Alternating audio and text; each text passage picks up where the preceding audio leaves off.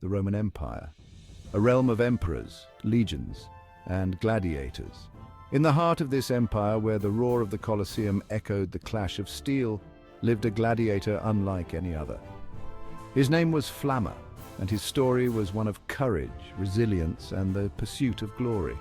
From the dusty plains of Syria to the blood-soaked sands of the arena, Flamma's journey was one of extraordinary challenges and triumphs. Join us as we venture back in time to uncover the true story of Flamma, the gladiator who defied the odds and etched his name in the annals of history. Flamma, a name synonymous with courage and skill in the gladiatorial arena, began his life far from the roar of the Colosseum. Born in the Roman province of Syria, likely into humble beginnings, Flamma's early life remains shrouded in the mists of time. Captured as a slave, possibly during a period of conflict or unrest, his freedom, his very life, were stripped away. Transported from his homeland to the bustling heart of the Roman Empire, Flamma found himself thrust into a world of brutality and uncertainty. Sold to a gladiatorial school or ludus, Flamma entered a realm where survival depended on strength, skill, and sheer determination. Life in the ludus was harsh and unforgiving. The days were long, filled with grueling physical training, combat practice, and the ever-present threat of injury or death. Yet, amidst this brutal existence, Flamma began to discover a strength he never knew he possessed. Under the watchful eyes of seasoned Lannistae or trainers, Flamma learned the art of gladiatorial combat. He trained with a variety of weapons, mastering the use of the sword and shield, the trident and net, each weapon demanding its own unique set of skills. He sparred with fellow gladiators, each bout honing his reflexes, his tactical awareness, and his killer instinct. As Flamma trained, his natural abilities began to shine through. He possessed a rare combination of speed, agility, and raw strength, coupled with an unyielding spirit that refused to be broken. Word of his prowess spread through the ludus, reaching the ears of the Lannister, who saw in Flamma the potential for greatness. The day came when Flamma was deemed ready for his first taste of combat in the Colosseum. The anticipation, the fear, the adrenaline coursing through his veins, all mingled together as he stepped out onto the blood-soaked sands. The roar of the crowd, tens of thousands strong, washed over him, a deafening symphony of cheers and jeers. His first victory, earned in the heart of the Colosseum, marked the beginning of Flamma's legend. To truly understand Flamma's story, we must first understand the world in which he lived. A world consumed by the spectacle of gladiatorial combat. These games, far from mere blood sport, were deeply ingrained in Roman society, serving both as entertainment and as a powerful tool for social control. Imagine, if you will, the bustling streets of Rome, a city teeming with life, a melting pot of cultures and classes. The air is thick with the scent of spices, the sounds of vendors hawking their wares, and the constant hum of a city that never sleeps. Amongst this vibrant tapestry of life, announcements for the next gladiatorial games are plastered on walls, drawing eager crowds. For the average Roman citizen, these games offered a much-needed escape from the harsh realities of daily life. They provided a chance to witness extraordinary feats of strength and skill, to experience the thrill of victory and the agony of defeat, all within the confines of the arena. The Colosseum, a marvel of Roman engineering, stood as a testament to the empire's fascination with these spectacles. Capable of holding over 50,000 spectators, its stands were a microcosm of Roman society, with emperors and senators rubbing shoulders with merchants, artisans, and even the poorest citizens. The games themselves were a carefully orchestrated blend of entertainment and ritual. Gladiators, adorned in elaborate armor and armed with a variety of weapons, would then enter the arena, each entrance greeted with thunderous applause. The battles themselves were brutal and often short-lived. Gladiators fought to the death, their every move scrutinized by the bloodthirsty crowd. Flamma, like his fellow gladiators, was both a participant in and a pawn of this elaborate game. Within the brutal crucible of the arena, Flamma's reputation as a formidable gladiator grew with each victory. He was a crowd favorite, his name echoing through the Colosseum as spectators marveled at his speed, his agility, and his sheer tenacity. Records of his fights, etched in stone and passed down through the ages, paint a vivid picture of his gladiatorial prowess.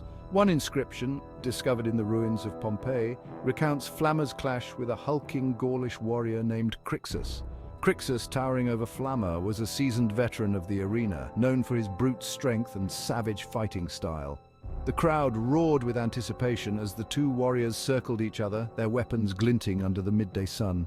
Crixus, wielding a heavy broadsword, attacked with ferocious abandon, his blows raining down upon Flamma like thunderbolts.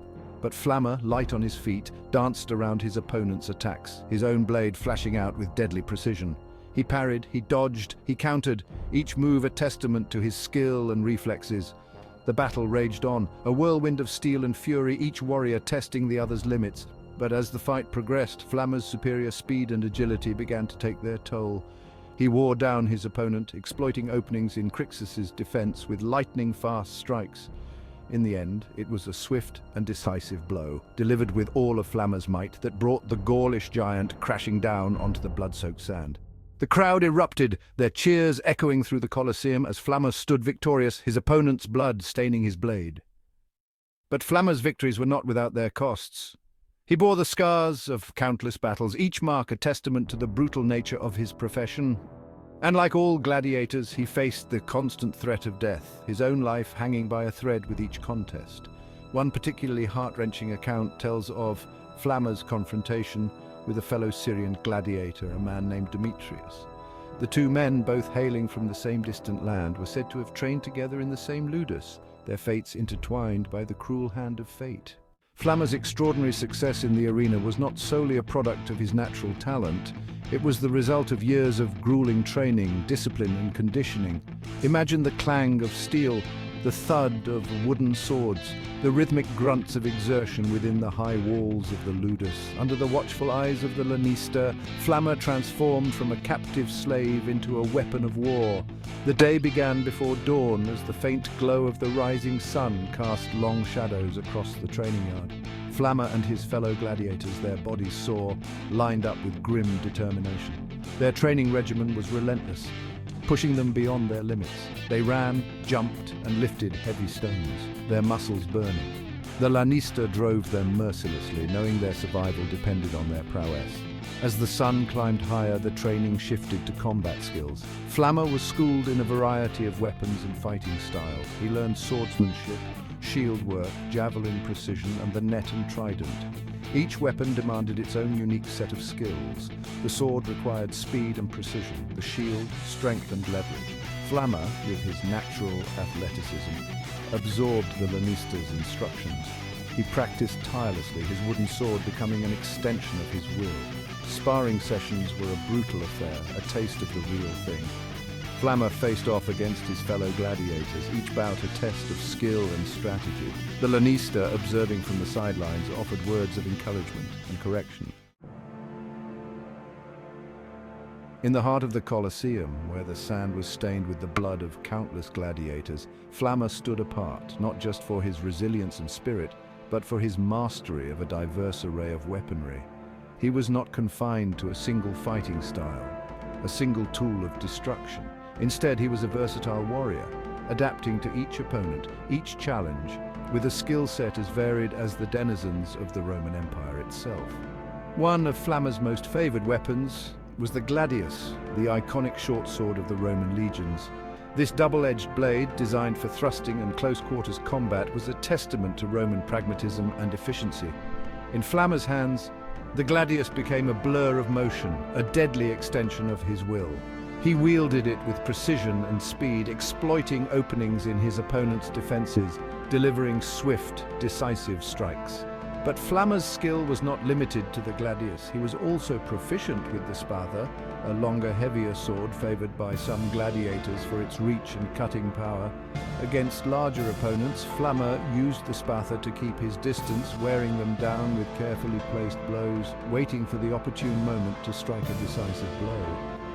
When facing adversaries armed with ranged weapons, Flamma relied on his agility and the protection of his shield, often a large rectangular scutum, to close the distance.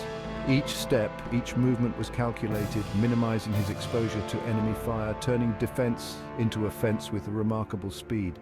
Flamma's legacy, etched in the annals of history, reminds us that the world of the gladiators was not simply a spectacle of mindless violence.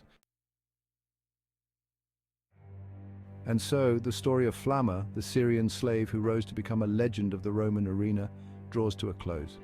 His was a life of extraordinary hardship, courage, and skill, a testament to the resilience of the human spirit even in the face of unimaginable adversity. We can only imagine the thoughts that ran through Flamma's mind as he stood victorious in the arena, the roar of the crowd washing over him, the weight of his past and the uncertainty of his future. He was a gladiator, a hero to the masses, yet still a slave, his fate ultimately in the hands of others. Flamma's story, though rooted in a brutal and often unforgiving world, continues to resonate with us today. It reminds us of the power of courage, determination, and the pursuit of excellence, even in the darkest of times. If you've been captivated by Flamma's journey, please hit that like button, share this video, and subscribe to our channel for more captivating tales from history. Thank you for joining us on this journey into the heart of ancient Rome. We hope you will return for more adventures in history, more stories of the extraordinary individuals who shaped our world.